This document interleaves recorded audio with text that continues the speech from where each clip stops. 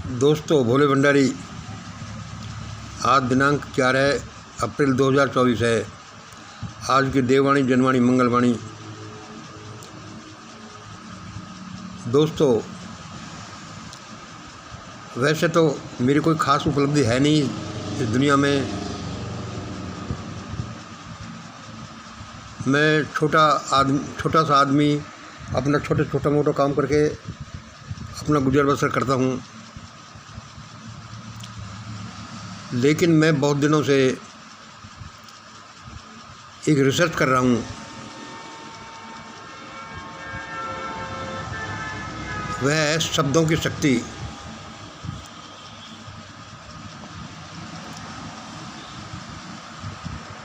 अब भाई, मैंने शब्दों की शक्ति पर रिसर्च करना कब से शुरू किया? ये बचपन से ही मुझे शौक़ लगा।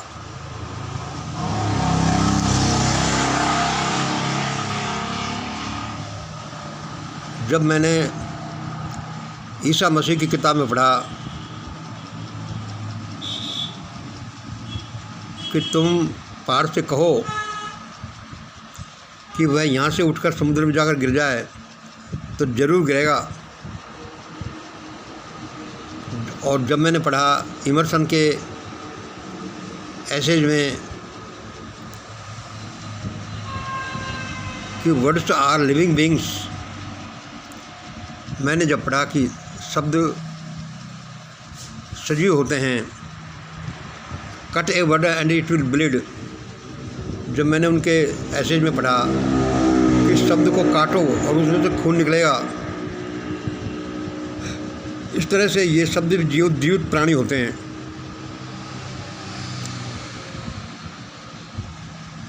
बचपन गुजर गया, जवानी गुजर गई,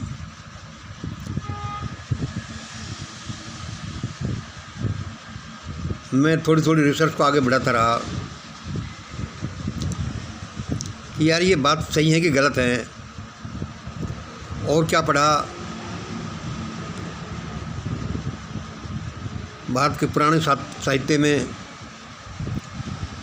पहले इस सृष्टि में कुछ नहीं था, एक शब्द था और शब्द से इस पूरी सृष्टि का निर्माण हुआ।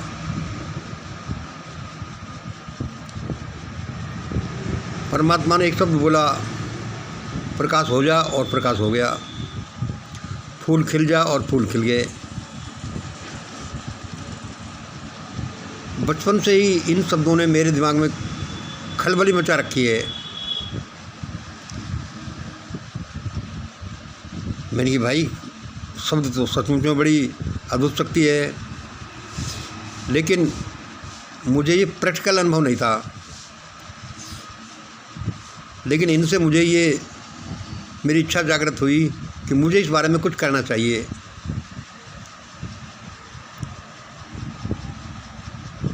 शब्द कितने शक्तिशाली हैं वह हमारे अपने व्यवहारिक जीवन में हम अपन रोज़ाना देखते ही हैं कि किसी का एक शब्द सुनते ही हम गुस्से से लाल हो जाते हैं, मरने मारने पर उतर हो जाते हैं, और किसी के एक शब्दों को सुनते ही हम उसके लिए पागल से हो जाते हैं। ये शब्दों का ही करामात है। तो मैंने सोचा मंगल, तुम्हें शब्दों पर रिसर्च करनी चाहिए और ऐसे शब्द ढूंढने चाहिए कि वे शब्द बोलो और काम हो जाए।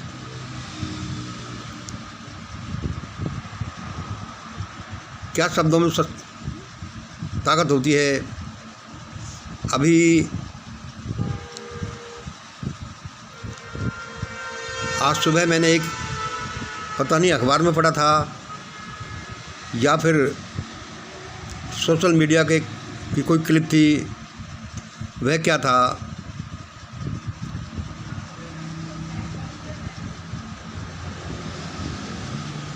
एक ऐड था,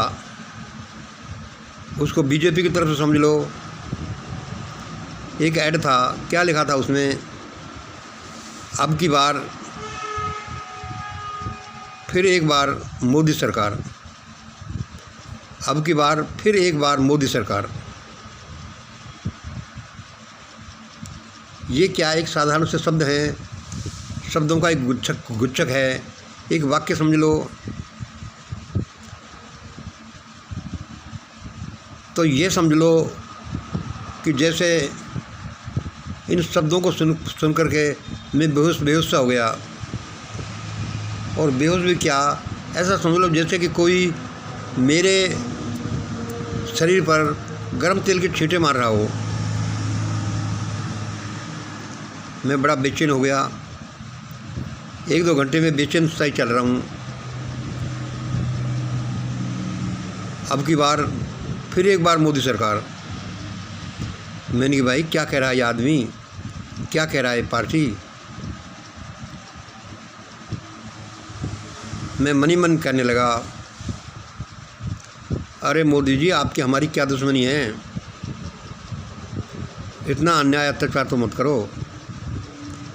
एक तो पिछले 10 सालों में लोगों के शरीर में खून का कतरा नहीं रहा, और उसमें भी जो थोड़ा बहुत रहा भी होगा, गलती से रह भी गया होगा, उस पर गर्म तेल के छींटे और मारो।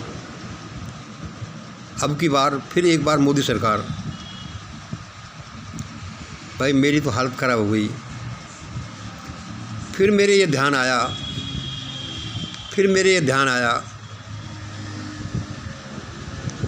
कि देखो शब्दों की शक्ति। एक शब्द किसी को बेहोश कर सकता है, बेचैन कर सकता है, तो इसका मतलब वो शब्द मार भी सकता है।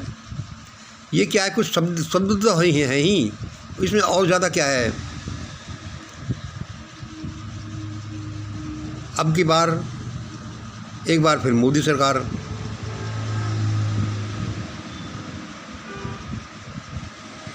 इनका प्रभाव इतना तेज़ पड़ा मेरे ऊपर कि मेरे समझ में आ गया कि शब्दों से किसी को मारा जा सकता होगा, शब्दों से इस सृष्टि का निर्माण हुआ होगा। शब्द इतने ही शक्तिशाली होते हैं। जब ये थोड़े से शब्द हैं और उनका मेरे पर इतना असर हो रहा है, तो ये तो शब्द सचमुच में बड़े शक्तिशाली होते हैं।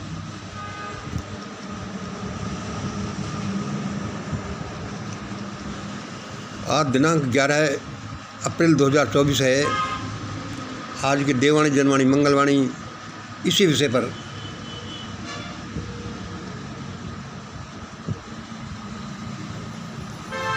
यह मैंने लिखा है, इसीलिए अब की बार फिर मोदी सरकार। मैं चिल्ला उठा ये सुन करके, ये गरम तेल के छींटे तो मत मारो मुझ जैसी पब्लिक के ऊपर मोदी जी। भाई मोदी, ये गरम तेल के छींटे तो मत मारो मुझ जैसी पब्लिक के शरीरों पर। और मैं बताऊँ आपको, परमात्मा की दया से, महान लोगों की कृपा से मैं थोड़ा बहुत पढ़ लिख गया। लेकिन मैं क्या सोच रहा हूँ कि मंगल तू पढ़ा क्यों? तू अनपढ़ रहता तो ज़्यादा अच्छा रहता। क्यों भाई अनपढ़ रहता तो ज़्यादा अच्छा क्यों रहता? इसलिए रहता कि मैं इतना सेंसिटिव नहीं होता। मतलब कि ये जो शब्द हैं, अब की बार फिर एक बार मोदी सरकार, ये सब पर एक जैसा असर नहीं करते। मुझ पर जितना इन्होंने अटैक किया है, उतना शायद एक मज़दूर, एक अनपढ़ से आदमी पर ये इतना असर नहीं करते। तो मंगल क्या ही अच्छा रहता कि तू अनपढ़ रहता।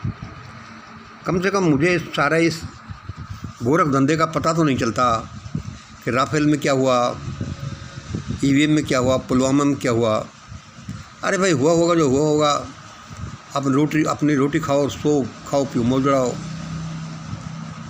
उल्टी पढ़ाई करके मैंने अपने लिए एक आफत खड़ी कर ली। अब की बार मोदी सरकार, फिर मोदी सरकार। ये शब्द ही मुझे पागल बनाए दे रहे हैं।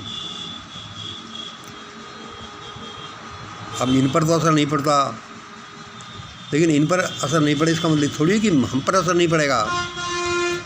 सब चीज़ों का लोगों पर अलग अलग तरह का प्रभाव पड़ता है। लेकिन दोस्तों ध्यान रखो, मैंने जो शब्दों पर रिसर्च की है,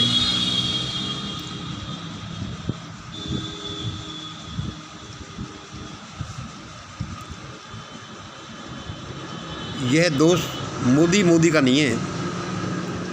मोदी को तो समझ लो बेचारा अनपढ़ आदमी है, ऐसा ही लालन पालन हुआ है, ऐसा ही बचपन बीता हुआ, ऐसा ही मैरिज लाइफ थोड़ी सी कलहपूर्ण होगी तो उनको इस तरह का बना दिया।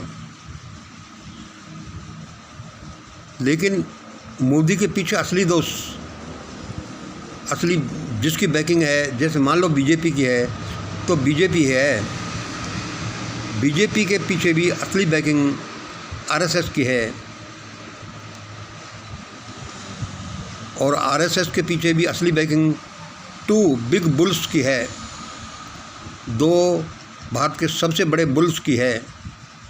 उसके बिना आरएसएस क्या करता, आरएसएस के बिना बीजेपी क्या करती, बीजेपी और आरएसएस के बिना ये मोदी क्या करता।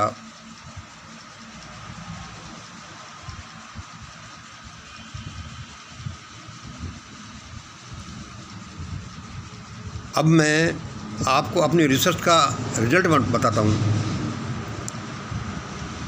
कि शब्दों में सचमुच में असीम शक्ति बंद है, लेकिन हम ये नहीं जानते कि उस शब्द को कैसे बोला जाए, कब बोला जाए, क्यों बोला जाए और उस शब्द को पोषित कैसे किया जाए। यदि आप ये जान लो तो उससे आप बड़े बड़े काम कर सकते हैं। आप एक शब्द कहोगे कि पहाड़ तू उठ करके जा और समुद्र में गिर जा, तो वो ऐसा ही करेगा। शब्द की सचमुच में इतनी शक्ति है। अब ये लोग मोदी एंड कंपनी अपने को बहुत बहादुर समझती होगी, लेकिन बेचारा इनको पता नहीं है कि ये क्या कर रहे हैं। इनके भी बहुत बुरे दिन आने वाले हैं। मैं जब ये शब्द बोल रहा हूँ तो मेरे कान में कोई फुसफुसा रहा है, मेरे कान में फुसफुसा रहा है। हाँ, वो कह रहा है कि मंगल सुनो, तो ये क्या बोल रहा है, इनसे पंगा मत ले भाई। कोई फुसफुसा रहा है मेरे कानों में, इनसे पंगा मत ले भाई। अच्छा, और तू क्या है कि क्या तेने जज लोया और हरीन पांड्या जैसे लोगों का भूत नहीं देखा कभी। मैंने कहा यार मैंने भूत तो नहीं देखा यार, मैं तो भगवान से यही प्रार्थना करता रहता हूँ कि मुझे किसी का भूत दिखाओ ही मत, बिना बात डर जाऊँगा। इसलिए मुझे तो भूत कभी दिखे नहीं। इसलिए दोस्तों, ये दुनिया जज लोया और हरीन पांड्या जैसे लोगों के भूतों से डरी हुई है, वरना भारत में ऐसा थोड़ी चलता। जैसी मटर गश्ती और जैसी लूटपाट आजकल चल रही है, और इतना करने के बाद भी और दोबारा ऐड दे रहे हैं कि अब की बार फिर एक बार मोदी सरकार। वाह भाई वाह। पीएम केयर फंड भाई गवर्नमेंट फंड नहीं है, ये तो प्राइवेट ट्रस्ट अकाउंट है। 40,000 करोड़ 50,000 करोड़ का सुनते हैं, क्या पता और ज़्यादा बड़ा हो। इनको क्या फ़र्क पड़ता है। किसी के शरीर पर तेल के छींटे पड़ते रहें तो पड़ते रहें, कोई लोग मरते रहें तो मरते रहें, इनको क्या है। लेकिन ये ध्यान रखो कि ये संसार, ये प्रकृति ऐसे ही नहीं चलती। ये सृष्टि है जो, इसके कुछ निश्चित नियम हैं, और अब सारा दुनिया, या ये समझ लो सारा भारत उलट पुलट होने वाला है। जिसने जो किया है उसका हिसाब किताब अब होने वाला है। ऐसा होने वाला है कि पब्लिक तो सुन कर बेहोश हो ही गई। इन शब्दों को जो तेल के छींटे जैसे, गर्म तेल के छींटे जैसे लगते हैं, पब्लिक तो सुन कर बेहोश होती जा रही है, हो गई है। लेकिन इन लोगों का भी बुरा अंत होगा।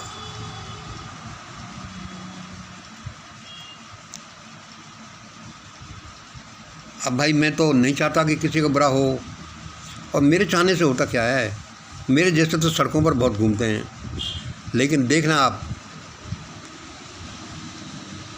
कि भारत में जहाँ पब्लिक इतनी लुंज पुंज है, अनपढ़ है, बेवकूफ़ है, जहाँ भूखी पब्लिक है इसलिए विद्रोह या क्रांति नहीं कर पाती, वहाँ भी बड़ा बावेला मचेगा।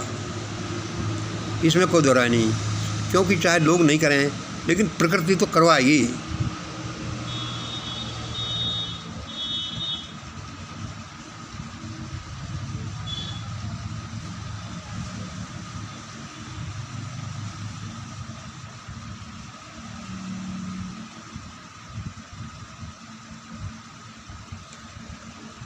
जंगल का एक हिंसक जानवर भी अपना पेट भर जाने के बाद हिंसक नहीं रहता। वह किसी दूसरे जीवों को फिर नहीं मारता। अरे भरपेट खाना खा तो लिया, लेकिन आदमी की तुलना एक जंगली जानवर से करना एक जंगली जानवर की तौहीन करना है। आदमी तो सचमुच में पिशाच से भी गया बीता है।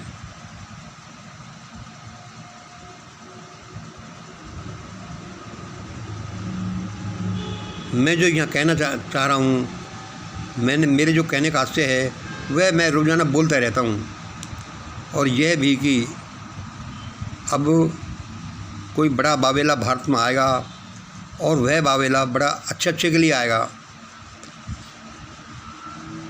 उसके बाद लोग सब सुधर जाएंगे, बहुत से मर कर जाएंगे, बाकी बचेंगे वो जो सब सुधर जाएंगे। ऐसे थोड़ी दुनिया चलती है। ऐसे भगवान मेरे सामने आकर थोड़ी खड़ा हो गया।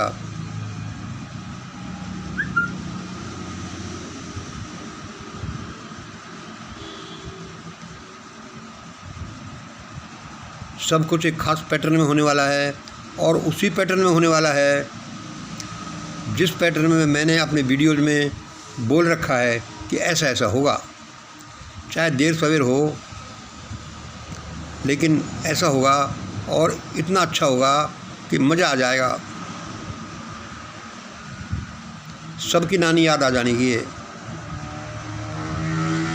सबकी नानी याद आ जाने की है कि मीट को खाना चाहिए कि नहीं खाना चाहिए। बड़ा टेस्ट ले करके खाते हो, जब तुम पर पड़ेगी जब तुम्हें पता चलेगा कि दूसरों का शरीर कैसा होता है। भारत में वर्ण व्यवस्था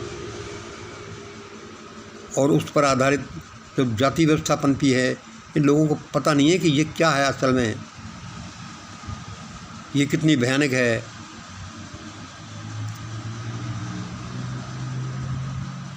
अब सबकी अक्ल ठिकाने आने वाली है। ऐसे ही मुझे वाइब्रेशन थोड़ी आ जाते हैं, ऐसे ही मुझे भगवान थोड़ी बता देता है। अब तैयार हो जाइए, विप्लव आने वाला है, क्योंकि हम सुधरने का नाम ही नहीं लेते। आज इतना ही। धन्यवाद। जय हिंद, जय भारत।